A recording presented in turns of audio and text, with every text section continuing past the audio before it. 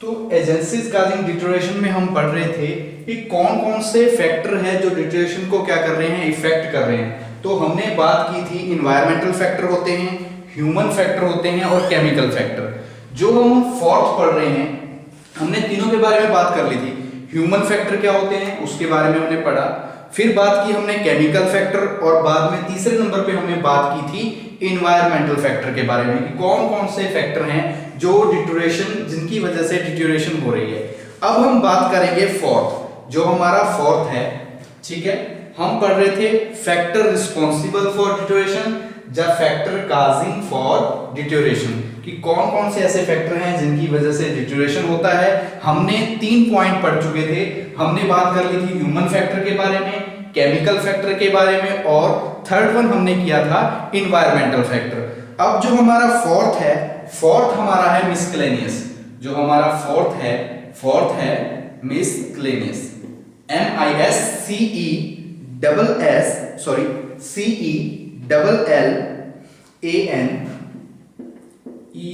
MISCELLANEous, मिसक्लेनियस factors, मिसक्लेनियस factor. जो हमारा fourth है, फोर्थ हमारा कौन सा है, मिसक्लेनियस फैक्टर। तो अब हम पढ़ेंगे मिसक्लेनियस फैक्टर में। तो स्टार्टिंग में आपको बताया था मिसक्लेनियस फैक्टर कौन से होते हैं, ऐसे फैक्टर्स जिसमें हमने फॉल्टी मटेरियल यूज कर दिया, हमने जो मेंटेनेंस प्रॉपर तरीके से नहीं किया, हमारी मेंटेनेंस में कमी आ गई, जब हमने फॉल्टी डिजाइन, इम्प्रॉपर डिजाइन हमारे स्ट्रक्चर का बना दिया जिसकी वजह से डिटोरेशन हो गया, हमने प्रॉपर मटेरियल का यूज नहीं किया जिसकी वजह से डिटोरेशन हो गया, या फिर हमने फॉल्टी सिस्टम का यूज कर लिया, हमने मिस यूज किया बिल्डिंग का। तो ये सारे फैक्टर किस में आ जाएंगे, मिसक्लेनियस में। जितने भी हमने फॉल्ट किए हैं, जो हमने गलती से, यानी कि हमने गलत मटेरियल का यूज कर लिया, हम बिल्डिंग का गलत यूज कर रहे हैं, उसके बाद हम जो सिस्टम यूज कर रहे हैं, जो प्रोसेस यूज कर रहे हैं बनाने में, वो हम गलत कर रहे हैं, हमने जो डिजाइन तैयार किया स्ट्रक्चर का वो भी हमने गलत किया है, जब उसमें कोई गलती होगी तो वो सारे फैक्टर किस में आएंगे, वो आएंगे मिसक्लेनियस फैक्टर में। तो सबसे पहले जैसा फैक्टर है, कौन कौन से फैक्टर आ जाएंगे, जैसे आ जाएगा फॉल्टी डिजाइन की बात कर लेते हैं, FAULTY, फॉल्टी, या फिर बोल सकते हैं इम्प्रॉपर। ठीक है, इम्प्रॉपर डिजाइन, कि अगर हम कोई बिल्डिंग या स्ट्रक्चर बना रहे हैं, उस बिल्डिंग या स्ट्रक्चर का अगर डिजाइन ही अच्छा नहीं है, अगर हमने डिजाइन में ही उसको गलती कर दी, हमने डिजाइन में ही फॉल्ट कर दिए, डिजाइन में हमने एरर पैदा कर दिए, या फिर डिजाइन हमने प्रॉपर तरीके से, जिस तरीके से हमें बोला गया है, जिस तरह की हमें स्पेसिफिकेशंस दी हुई है, ड्राइंग उसकी दी हुई है, अगर हमने उसके मुताबिक डिजाइन नहीं तैयार किया बिल्डिंग का या स्ट्रक्चर का, तो वो क्या होने लगेगा, धीरे धीरे खत्म होने लगेगा। हमने उसकी प्रॉपर मेंटेन नहीं किया, हमने उसका डिजाइन अच्छा नहीं है, तो उसकी वजह से भी क्या होगा, डिटोरेशन होगा। तो ये हमारा फर्स्ट पॉइंट होगा, फॉल्टी या फिर इम्प्रॉपर डिजाइन की वजह से भी क्या होगा, डिटोरेशन होगा। ये किसमें आएगा, मिसक्लेनियस फैक्टर में। सेकंड हम बात करेंगे फॉल्टी कंस्ट्रक्शन, कि अगर हमारी कंस्ट्रक्शन में ही फॉल्ट है। ठीक है, फॉल्टी कंस्ट्रक्शन,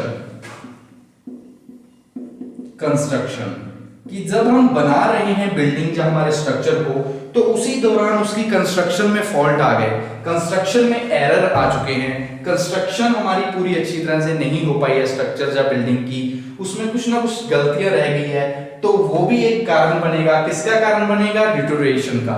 उसकी वजह से भी क्या होगी, डिटोरेशन होगी, यानी कि हमारी बिल्डिंग धीरे धीरे खत्म होती जाएगी। उसके बाद जब हम बात करते हैं थर्ड पॉइंट की, तो थर्ड पॉइंट में क्या है, फॉल्टी मटेरियल, कि हमने जो बिल्डिंग या स्ट्रक्चर को बनाने के लिए जो मटेरियल यूज किया है, वो मटेरियल भी क्या है, फॉल्ट, यानी कि उस मटेरियल में कुछ ना कुछ मिलावट है। अगर मटेरियल हमारा अच्छा होगा तो हमारा जो स्ट्रक्चर होगी, जहां हमारी बिल्डिंग होगी, वो अच्छे समय के लिए, लॉन्ग पीरियड के लिए चलेगी। लेकिन अगर हमने जो मटेरियल बनाया है, जो हमने प्रोडक्ट तैयार किया है, जो स्ट्रक्चर तैयार किया है, अगर उसके मटेरियल में ही फॉल्ट है, अगर हमने उसके मटेरियल में मिलावट की है, अच्छा मटेरियल नहीं यूज किया, तो वो भी डिटोरेशन का एक कारण है, जिसकी वजह से हमारा मटेरियल, हमारा प्रोडक्ट क्या होता जाएगा, खराब होता जाएगा, बैड से वर्स की ओर जाएगा।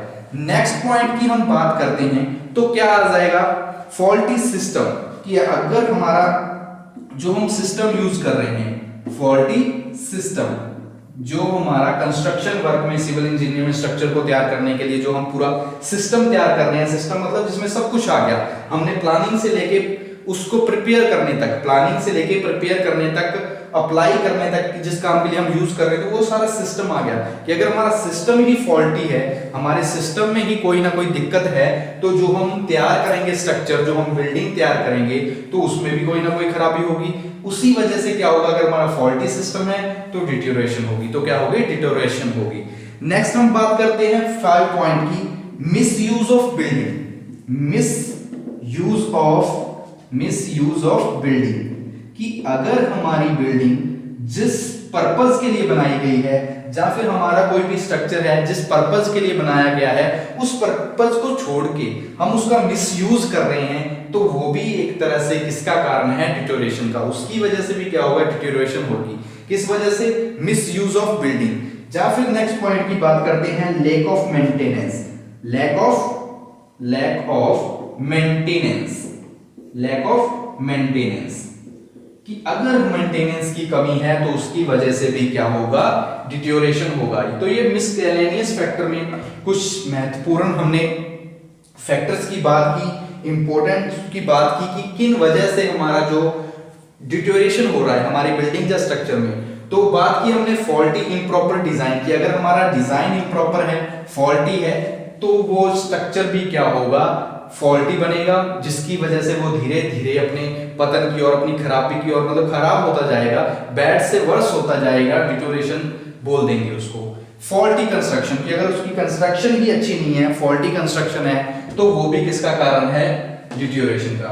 नेक्स्ट, फॉल्ट अगर हमारे मटेरियल में है, हमने मटेरियल अच्छा यूज नहीं किया, मटेरियल में हमारे प्रॉब्लम है, हमने मटेरियल में मिलावट की है, मान लीजिए हमने अच्छे स्टैंडर्ड का मटेरियल यूज नहीं किया, हमने सब स्टैंडर्ड का जो बीच का मटेरियल होता है हमने वो यूज कर लिया, तो उसकी वजह से भी क्या होगा, डिटोरेशन होगी। फॉल्टी सिस्टम, अगर हमारा सिस्टम ही टोटली फॉल्टी है तो उसकी वजह से डिटोरेशन होगी। बिल्डिंग का जब हम जिस स्ट्रक्चर को का यूज मिसयूज कर रहे हैं, यानी कि हमने जिस चीज के लिए बनाया है, जिस उद्देश्य के लिए बनाया है उसके लिए नहीं, बल्कि हम मिसयूज कर रहे हैं उसका, ठीक है, तो वो भी कारण बनेगा डिटोरेशन का। लैक ऑफ मेंटेनेंस, अगर हमारे मेंटेनेंस में कमी है, हम प्रॉपर तरीके से हमारी बिल्डिंग स्ट्रक्चर्स की मेंटेनेंस नहीं कर पा रहे, तो वो भी एक कारण बनेगा डिटोरेशन का। तो ये हमने टॉपिक पढ़ा फैक्टर्स, फैक्टर रिस्पॉन्सिबल बोल सकते हो या फैक्टर काजिंग डिटोरेशन, कि कौन कौन से फैक्टर है जिनकी वजह से डिटोरेशन होती है। तो इस टॉपिक में हमने बात की डिटोरेशन फैक्टर्स के बारे में।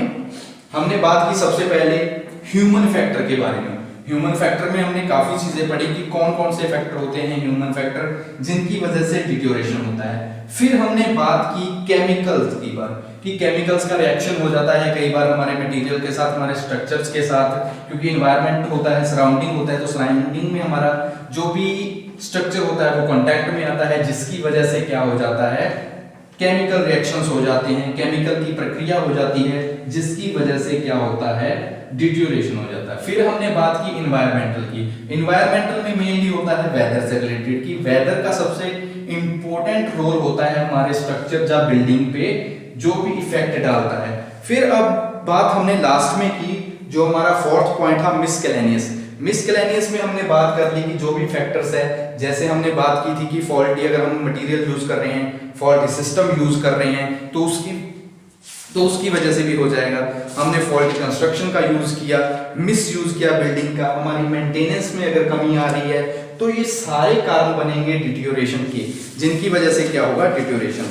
नेक्स्ट हमारा टॉपिक है, नेक्स्ट जो हमारा टॉपिक है, effect of various agencies of deterioration on various building material, कि हमारे पास अलग अलग प्रकार के बिल्डिंग मटेरियल है, उन मटेरियल पे क्या असर पड़ता है, ठीक है, उन मटेरियल्स पे क्या है। तो हम क्या पढ़ेंगे, effect of various agencies of deterioration on various building material. जो हमारी वेरियस अलग अलग प्रकार की बिल्डिंग मटेरियल्स हैं, हमारे पास क्या है, बिल्डिंग के अलग अलग मटेरियल्स हैं, उन मटेरियल्स पे जो हमारे डिटोरेशन है उनका क्या इफेक्ट पड़ता है, मतलब डिटोरेशन की वजह से हमारे बिल्डिंग इफेक्ट्स पे क्या पड़ता है।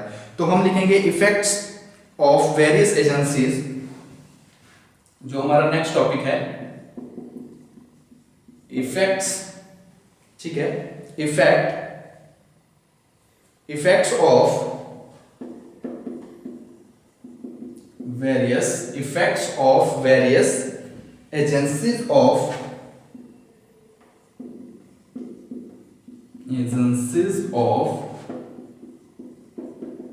डिटोरेशन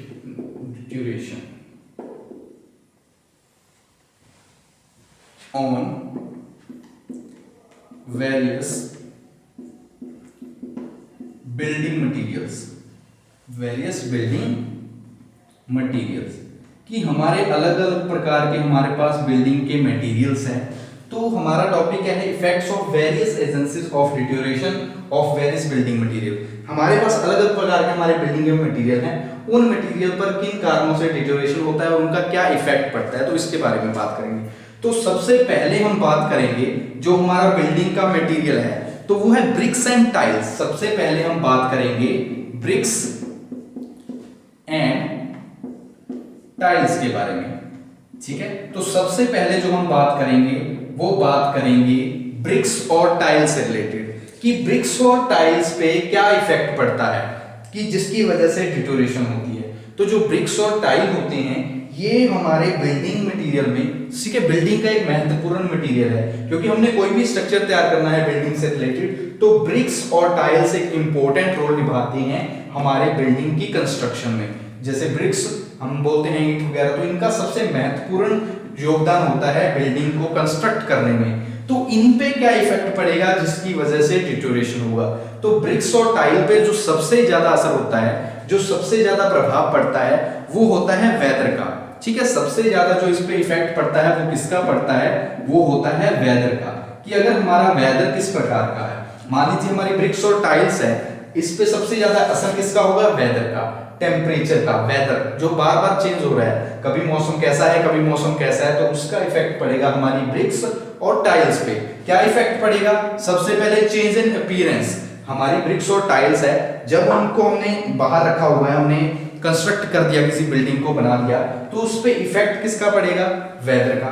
वेदर की वजह से क्या होगा, ब्रिक्स और टाइल्स की जो लुक है, जो अपीयरेंस है, वो चेंज हो जाएगा। तो क्या हो जाएगा, change in appearance, change in appearance,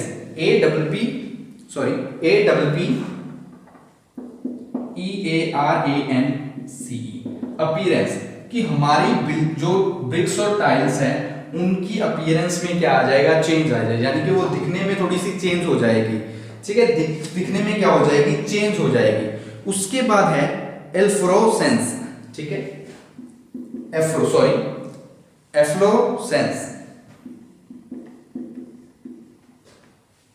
EFLORESCE,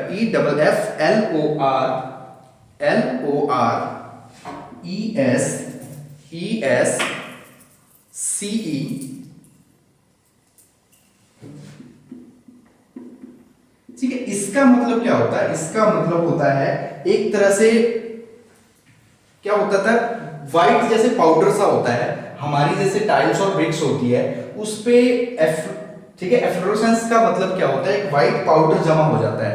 हमारी जैसे कोई ब्रिक्स एंड टाइल्स है, तो वेदर की वजह से जब वेदर का इफेक्ट पड़ता है तो क्या होता है, हमारी ब्रिक्स और टाइल्स के ऊपर व्हाइट पाउडर सा जमा हो जाता है, जिसकी वजह से क्या होती है, उसकी अपीयरेंस तो एक दिखने में अच्छा नहीं लगता, और वो धीरे धीरे हमारी जो ब्रिक्स और टाइल्स है वो खत्म होती जाती है। तो इसका मतलब क्या है, एक तरह से हमारी जो बिल्डिंग होती है ना, व्हाइट पाउडर सा जो होता है, हमारी ब्रिक्स और टाइल्स पे व्हाइट पाउडर जमा हो जाता है, जिसकी वजह से वो दिखने में बहुत ही गंदा लगता है, भद्दा लगता है, और वो धीरे धीरे हमारी जो ब्रिक्स और टाइल्स होती हैं उनको क्या करता जाता है, खत्म करता जाता है। तो ये होती हैं। उसके बाद हम एक और पढ़ लेते हैं, spoiling of external layer, spoiling of external layers, ठीक है, स्पाइलिंग ऑफ एक्सटर्नल लेयर्स। तो ये बात की हमने ब्रिक्स और टाइल्स के रिगार्डिंग, कि जो हमारे इफेक्ट है, डिटोरेशन होती है जिनकी वजह से अलग अलग वेरियस मटेरियल पे। तो सबसे पहले जो हमने मटेरियल लिया वो हमारा था ब्रिक्स और टाइल्स। ब्रिक्स और टाइल्स पे सबसे ज्यादा इफेक्ट पड़ता है वेदर का। वेदर की वजह से क्या होती है, जो हमारी ब्रिक्स और टाइल्स की अपीयरेंस होती है, जो दिखने में होता है, मतलब वैसे दिखने में अच्छी लगती है, लेकिन जब वेदर का इफेक्ट पड़ता है तो उसके बाद उसकी अपीयरेंस में, उसकी लुक में क्या आ जाता है, चेंज आ जाता है, ठीक है। एफ्लोरेसेंस मतलब क्या होता है कि हमारी ब्रिक्स और टाइल्स के ऊपर एक व्हाइट पाउडर सा जमा हो जाता है, जिसकी वजह से वो अच्छा नहीं दिखता, मतलब भद्दा दिखता है, और उसकी वजह से हमारी ब्रिक्स और टाइल्स धीरे धीरे खत्म होती जाती है। उसके बाद स्पेलिंग ऑफ एक्सटर्नल लेयर, कि जो हमारी ब्रिक्स और टाइल्स की एक्सटर्नल लेयर होती है, बाहरी लेयर, वो धीरे धीरे खत्म होती जाती है, यानी कि ढहने लगती है, धीरे धीरे टूटती जाती है। तो ये वेदर की वजह से होता है, और ये इसी की वजह से, टोटली की वजह से हमारी डिटोरेशन होती है। क्योंकि अगर चेंज इन अपीयरेंस होगी, हमारी ब्रिक्स और टाइल्स पे व्हाइट कलर का पाउडर लग गया, जिससे वो अच्छा नहीं लगेगा। हमारी लेयर्स जो बनी हुई एक्सटर्नल लेयर्स है ब्रिक्स और टाइल्स की, अगर वो टूटने लग गई, वो गिरने लगी, तो उसकी वजह से क्या होगा, डिटोरेशन होगा। उसकी वजह से हमारा जो स्ट्रक्चर या बिल्डिंग बना हुआ है वो धीरे धीरे क्या होता जाएगा, खत्म होता जाएगा। तो ये हमने बात की फर्स्ट मटेरियल के बारे में, ब्रिक्स और टाइल के बारे में। अब हम बात करेंगे टिम्बर के बारे में, ठीक है। सेकंड हम बात करेंगे टिम्बर।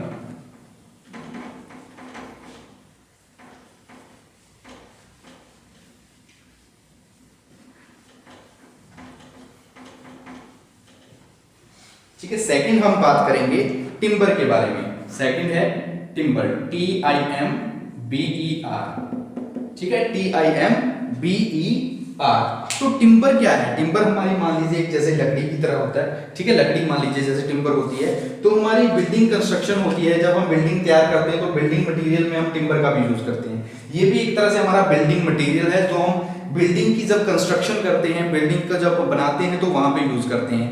जो इसके ये एक ड्यूरेबल मटेरियल है, यानी कि इसकी जो ड्यूरेबिलिटी है टिम्बर की बहुत अच्छी होती है, बहुत बढ़िया होती है। लेकिन कई बार क्या होता है, इनके ऊपर एक फुंगी जमा हो जाती है, ठीक है, जिसकी यानी कि फफूंदी, जैसे कप जमा हो जाते हैं, फफूंदी हो जाती है, जिसकी वजह से ये लकड़ी क्या होती है, टिम्बर क्या होता है, धीरे धीरे गलना, यानी कि धीरे धीरे खराब होना शुरू हो जाता है। जैसे आपने देखा होगा, लकड़ी का कोई भी घर में हो जा, कहीं पे भी लकड़ी की कोई चीज होती है तो उस पे क्या हो जाता है, ठीक है, फंगीज वगैरह लगी जाती है, जैसे कवच वगैरह या कुछ चीज लग जाती है, फफूंदी वगैरह, जिससे वो हमारी लकड़ी होती है वो धीरे धीरे क्या होती जाती है, खराब होती है, गलना शुरू हो जाती है। तो वही हम टिम्बर मटेरियल में, अगर हमारी मान लीजिए हमने कंस्ट्रक्शन की हुई है, बिल्डिंग कंस्ट्रक्शन किसी टिम्बर की सहायता से, टिम्बर में फंगी लग चुकी है, तो उसकी वजह से वो धीरे धीरे क्या होती जाएगी, जो हमारा लकड़ी है, टिम्बर है, वो धीरे धीरे खराब होता जाएगा, और उसी की वजह से क्या हो जाएगा, डिटोरेशन हो जाएगा। तो टिम्बर में हमने क्या पढ़ेंगे कि timber is a durable material, ये एक ड्यूरेबल मटेरियल होता है, ठीक है, it is a durable material, it is a durable material. ये क्या है, एक ड्यूरेबल मटेरियल है, लेकिन ठीक है, ये क्या है, एक ड्यूरेबल मटेरियल है, लेकिन कई बार क्या होता है, जब इस पे अटैक होता है, किसका अटैक होता है, फंगी का, FUNGI, फंगी का इस पे क्या होता है, अटैक होता है, यानी कि अटैक, ठीक है, फंगी का जब अटैक होता है तो उसकी वजह से क्या होता है, जो हमारा टिम्बर है वो उसकी ड्यूरेबिलिटी कम होने लगती है, यानी कि वो धीरे धीरे जो हमारा टिम्बर है वो सड़ने लगता है, गलने लगता है, जिसकी वजह से क्या हो जाती है, डिटोरेशन हो जाती है। जो हमारी ड्राई रूट होती है, जैसे हमारा सूखी जो बोल देते हैं, सूखी जो रूट्स होती हैं, तो वहां पे जो मॉइस्चर परसेंट होता है वो 20% होता है, जिसकी वजह से क्या होता है, हमारी लकड़ी जल्दी गलने लगती है, रैपिडली जल्दी के जल्दी साथ खराब होने लगती है।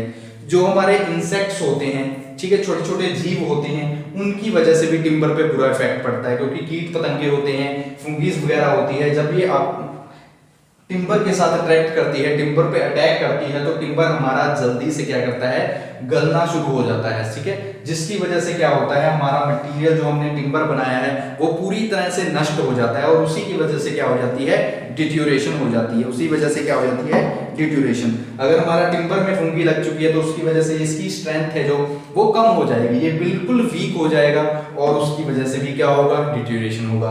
तो ये हमने पढ़ा टिम्बर के बारे में कि इसकी मेन तो इफेक्ट पड़ेगा इसकी ड्यूरेबिलिटी पर, क्योंकि ये एक ड्यूरेबल मटेरियल होता है जो लंबे समय के लिए चलता है, अच्छा होता है। लेकिन जब इन पे कुछ अटैक होते हैं, जैसे फंगी का अटैक हो गया, इंसेक्ट का हो गया, तो काफी चीजों का अटैक सा हो जाता है, जिसकी वजह से जो इसकी टिम्बर की स्ट्रेंथ होती है वो कम हो जाती है और वीक हो जाता है, और उसकी वजह से डिटोरेशन हो जाता है, ठीक है, डिटोरेशन हो जाता है।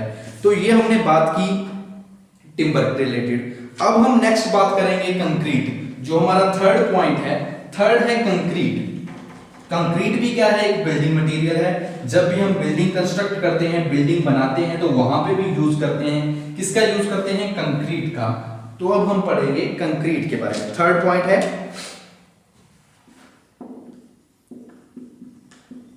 ठीक है, कंक्रीट, CONCRETE, कंक्रीट। तो कंक्रीट भी क्या है, कंक्रीट भी एक तरह से जैसे हमारा टिम्बर ड्यूरेबल मटेरियल था, ड्यूरेबल, तो इसी प्रकार कंक्रीट भी होती है, ड्यूरेबल मटेरियल होती है।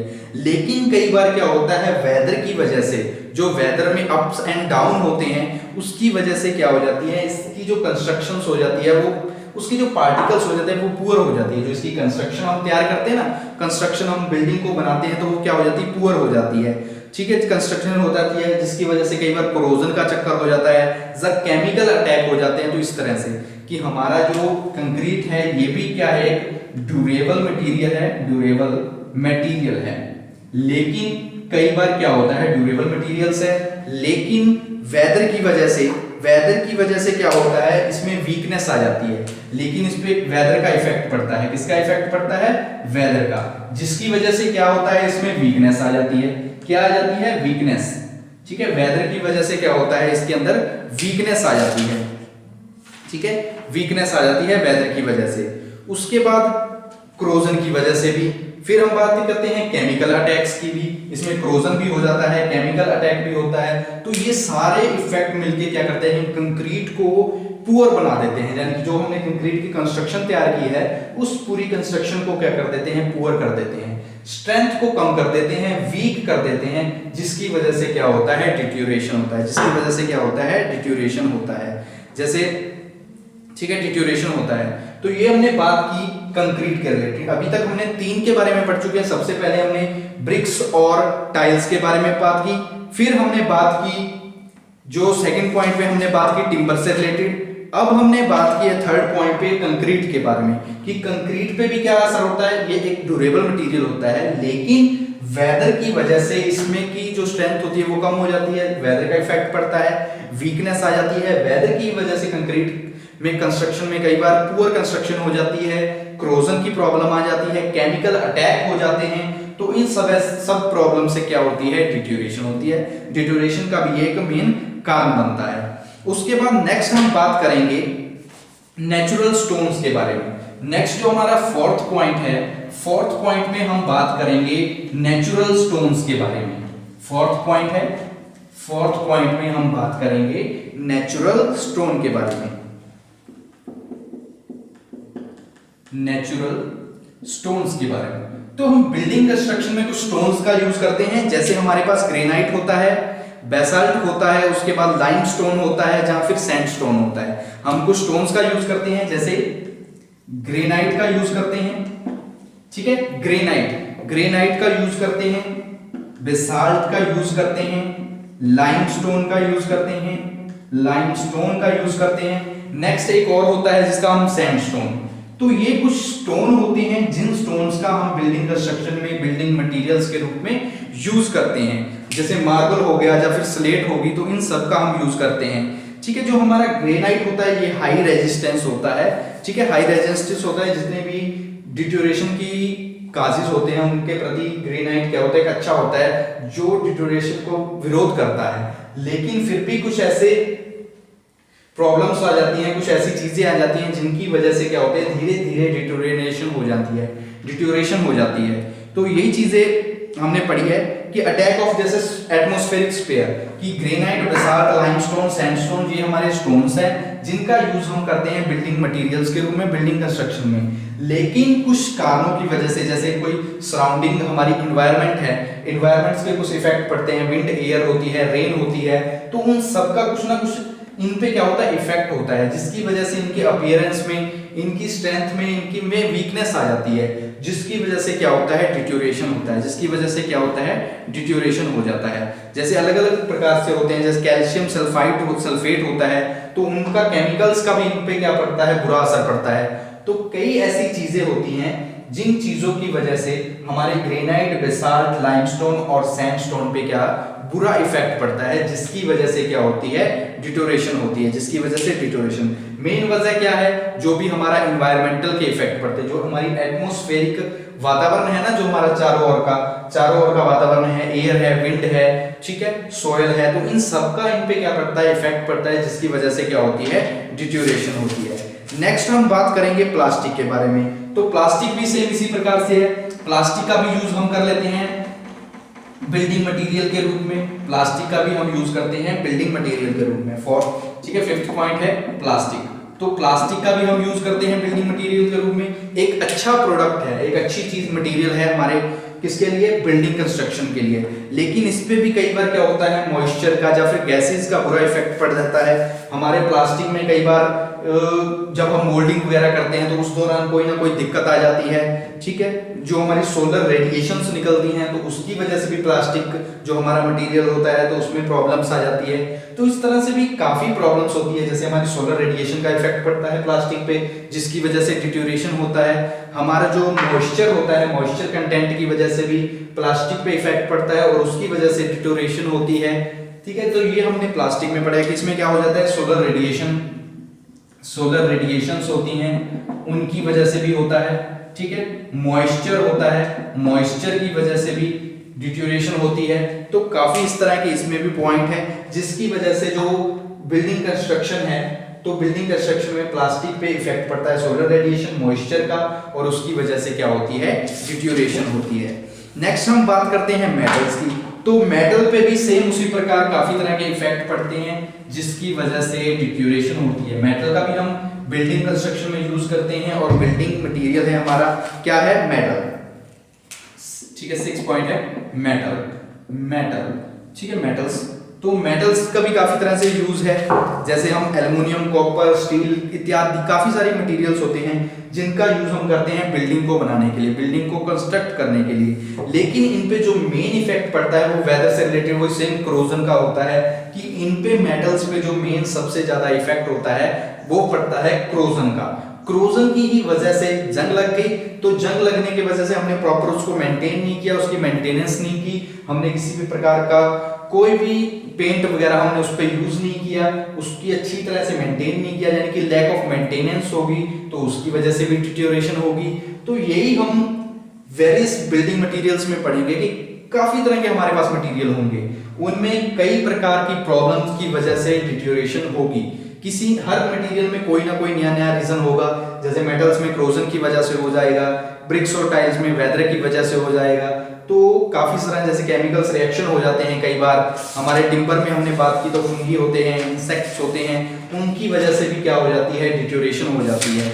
तो अब हम, ठीक है, एक बार जैसे क्रोजन की वजह से होगी, फटीग और क्रीप होती है मेटल्स में, तो उसकी वजह से भी क्या होता है, फेल हो जाता है हमारा मटेरियल, क्या होता है, एक समय पे आके फेल हो जाता है। तो अब हम एक बार फिर से इस टॉपिक को क्विकली रिवाइज कर लेते हैं, इस टॉपिक को कि हमने पढ़ा कौन कौन से फैक्टर हैं, हमने पढ़ा कौन कौन से फैक्टर है या इफेक्ट है जो बिल्डिंग मटेरियल को इफेक्ट डालते हैं जिसकी वजह से डिट्यूरेशन होती है। तो हमने सबसे पहले बात की थी ब्रिक्स और टाइल की, ब्रिक्स एंड टाइल्स की। फिर हमने सेकंड नंबर पे बात की टिम्बर की। थर्ड नंबर पे बात की हमने जो हमारे कौन से थे, एक कंक्रीट थी, थर्ड नंबर पे हमने कंक्रीट की बात की। फोर्थ नंबर पे हमारे आ गए स्टोन, जो हमारे नेचुरल स्टोन थे, हमने बात की नेचुरल स्टोन्स की, जिसमें हमने लाइमस्टोन, सैंडस्टोन के बारे में पढ़ा, ग्रेनाइट के बारे में पढ़ा। 6 पॉइंट पे हमारी बात आ गई 5वें नंबर पे प्लास्टिक, और लास्ट पे हमारी थी 6 नंबर पे मेटल। तो ये हमारे मटेरियल है, बिल्डिंग के मटेरियल है जिन पे कुछ ना कुछ असर पड़ता है, और उसी असर की वजह से हमारी बिल्डिंग क्या होती है, धीरे धीरे खत्म होती जाती है, डिटेरियोरेशन की तरफ जारी होती है हमारा स्ट्रक्चर या बिल्डिंग। ब्रिक्स और टाइल्स की वजह से timber, concrete, natural stone, plastic और मेटल, ये हमारे है बिल्डिंग के मटेरियल जिन पे कोई ना कोई इफेक्ट होता है, कोई ना कोई प्रभाव होता है, जिसकी वजह से वो हमारी बिल्डिंग कहाँ जाती है, डिटेरियोरेशन की तरफ जाती है। ठीक है, तो आज के हमने लेक्चर में एजेंसीज काजिंग डिटेरियोरेशन के बारे में पूरा पढ़ा। नेक्स्ट लेक्चर में हम आगे पढ़ेंगे नेक्स्ट चैप्टर के बारे में। Thank you.